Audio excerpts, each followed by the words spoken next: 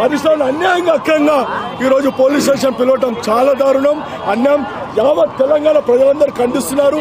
మేము ఒకటే అంటున్నాం, మేము ఉద్యమంలోకి వచ్చినాం. మాకు ఉద్యమంలో పడే కేసులు అరెస్టులు కొత్తగా మేము పోరాటం చేస్తాం.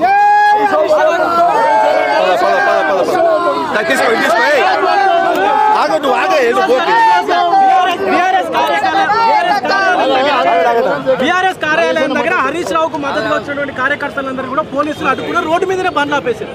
ఈరోజు నేను మాజీ ఎస్సీ కమిషన్ చైర్మన్గా చేసి ఇలా మా కార్యకర్తలను అడ్డుకోవడానికి ఈ రాష్ట్రంలో ఉన్న 5,000 మంది పోలీసులను ఈ ఒక్క కార్యక్రమానికి వాడుకున్నది. మేమేమనలే, మేము నిజాయితీగా మీరు ఈ కాంగ్రెస్ పార్టీ 9 గంటలకు 9:15కు నోటీసులు ఇస్తే కూడా, రాత్రి 9 గంటలకు నోటీసులు ఇస్తే కూడా పొద్దున 11 గంటలకు నిజాయితీగా అటెండ్ అయినాం. మీలకు దొంగలం కాదు, మేము దోపిడీదారులం కాదు, మేము అవినీతి చేసేటోళ్ళం కాదు, అక్రమాలు చేసేటోళ్ళం కాదు, మీలాగా వాటాలు పంచుకునేటోళ్ళం కాదు, మేము పూటకో వేసేటోళ్ళ పార్టీ కాదు. మాది నిజాయితీగా నిక్కచ్చిగా తెలంగాణ రాష్ట్ర ప్రజల కోసం ఏర్పడ్డటువంటి పార్టీ, తెలంగాణ రాష్ట్ర ఏర్పాటు కోసమే పుట్టినటువంటి పార్టీ. డెఫినెట్గా మా నాయకుడు తెలంగాణ కోసం పార్టీ పెట్టిండు, తెలంగాణ తెచ్చుకున్నాం. మీరు తెలంగాణ ప్రజలకు అనేక హామీలు ఇచ్చిండ్రు, 420 హామీలు ఇచ్చిండ్రు, 16 డిక్లరేషన్లు ఇచ్చిండ్రు, 6 గ్యారంటీలు ఇచ్చిండు. 6 గ్యారంటీలు సోనియమ్మ ఇస్తే 7వ గ్యారంటీ కింద నేను ఈ రాష్ట్ర ప్రజలకు ప్రజాస్వామ్యం ఇస్తా అన్నాడు. ఎక్కడుంది ప్రజాస్వామ్యం? ప్రజాస్వామ్యాన్ని ఈ రాష్ట్ర ప్రభుత్వం ముఖ్యమంత్రి కూని చేస్తా ఉన్నాడు. భారత రాజ్యాంగంలో పొందపరిచినటువంటి ఆర్టికల్ 15, 16ను తుంగలో దొక్కుతా ఉన్నాడు. స్వేచ్ఛ లేదు, ప్రాథమిక హక్కులను కాలరాస్తా ఉన్నది, మీడియా హక్కులను కాలరాస్తా ఉన్నారు.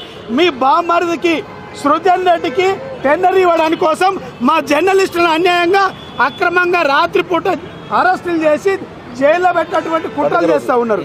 పండుగ పూట వాటిని ప్రశ్నించినందుకు మీ బట్టి విక్రమార్కకు వాటా కావాలి, మీ బామ్మరిదికి వాటా కావాలి, మీ కోమటిరెడ్డికి వాటా కావాలి, పొంగులేటి శ్రీనివాస్ రెడ్డికి వాటా కావాలి, సీతక్కకు వాటాలు కావాలి.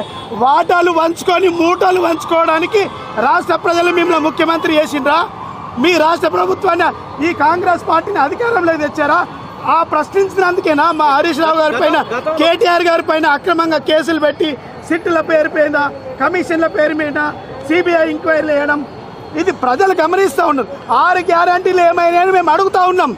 ఇప్పుడు గతంలో ఏదైతే లోకల్ బాడీ ఎన్నికలప్పుడు కేటీఆర్కు సంబంధించిన ఈ కార్ రేసు తెరపైకి తీసుకొచ్చి ఇప్పుడు ఈ ఫోన్ ట్యాపింగ్ కేసు కూడా తెరపైకి తీసుకొస్తారంటే హరీష్ రావు మాట్లాడతాం. 2024 ఎన్నికల నుంచి ఏదో ఒక డ్రామా, కమిషన్లు వేసిండ్రు, ఎంక్వైరీలు వేసిండ్రు, సిట్టులు వేసిండ్రు.